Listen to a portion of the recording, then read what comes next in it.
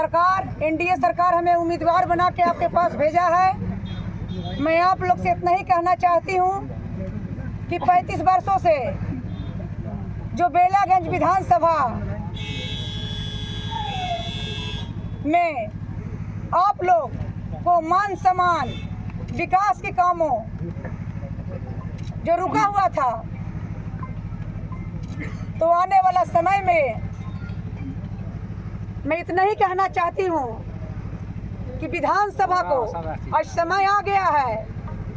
हमारे माननीय नीतीश कुमार जी, माननीय हमारे बड़े भाई उपेंद्र कुशवाहा जी द्वारा, चिराग पासवान जी के द्वारा, माननीय जीतन राम मांझी जी के द्वारा, माननीय हमारे भाजपा के नेता जो हमारे सूबे में उप मुख्यमंत्री जी सम्राट चौधरी जी और तमाम नेता के द्वारा आपके पास हम आए हैं। आज सुनहरा मौका है कि आप लोग बेला की जो जनता है, हमारे भाई, आप लोग बदलाव की ओर आ रहे हैं। परिवर्तन की लहर जाग चुका है। तमाम बेलागंज विधानसभा में जहां जहां मैं जा रही हूं, ये आवाज आ रही है, सारे जाति धर्म के लोग एक सूत्र में बंद करके और हमारी पार्टी की ओर लोग देख रहे हैं। मैं ही इतना कहना चाहती हूँ कि मान सम्मान की बात है भाई। मनोरमा देवी भी आप ही के घर के एक बहन और बेटी है, हम भी आपकी बहन बेटी है, हम भी पिछड़ा वर्ग की महिला है। इसलिए माननीय हमारे नीतीश कुमार जी, एनडीए की सरकार आपकी बेटी को आपके दरवाजे पर भेजा है कि मान सम्मान बरकरार रखिए।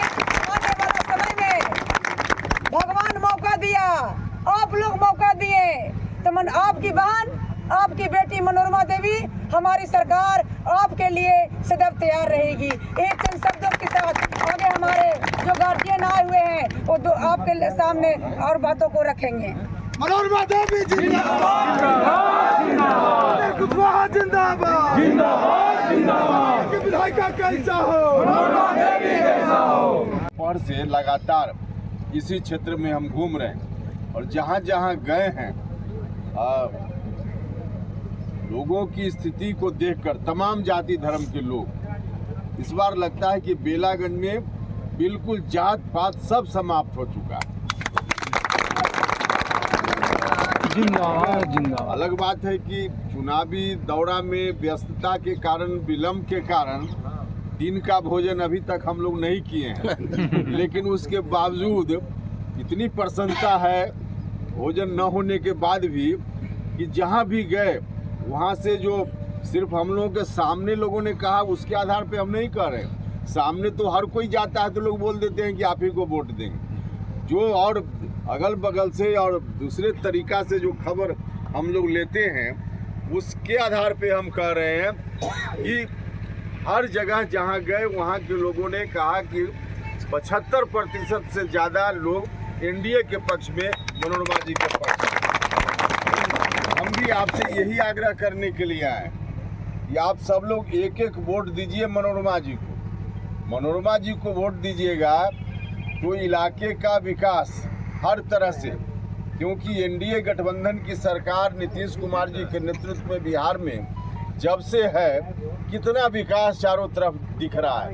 पहले गांव में हम लोग कहीं जाते थे तो सड़क नहीं दिखती थी, कहीं बिजली का दर्शन नहीं होता था, लेकिन आज तो हर जगह सड़क है, बिजली है।